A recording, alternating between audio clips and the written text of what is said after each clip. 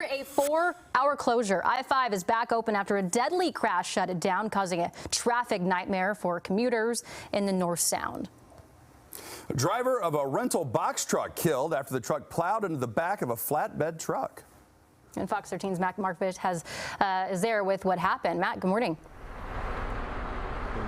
Hello, and it's a bad one, this accident. The safety feature on the back of that attenuated truck may be responsible for saving the life of the worker who was standing in the back around 10 this morning. The driver of a box truck hit the attenuated part of that flatbed construction truck. That attenuated feature sticks out from the rear of these trucks that work along the highway. It acts like a cushion just in case someone plows into the back of it, just as was the case here.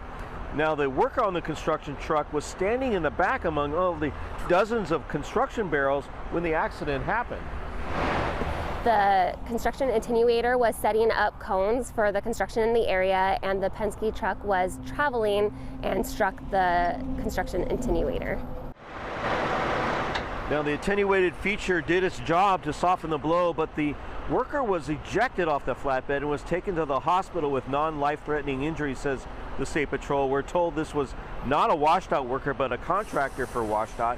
The impact of the rental truck put that rental truck on its side, and the cab was completely smashed. Its driver died at the scene.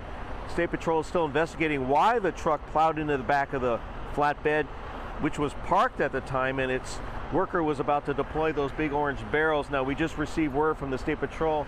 They've identified the driver of that truck as 22-year-old Nicholas Aceves of Burlington. He died at the scene, and 34-year-old Elisa Reeves of Tacoma was the construction worker on the attenuated truck, and she was taken to Providence Hospital. Reporting live near Arlington, Matt Markovich, Fox 13 News.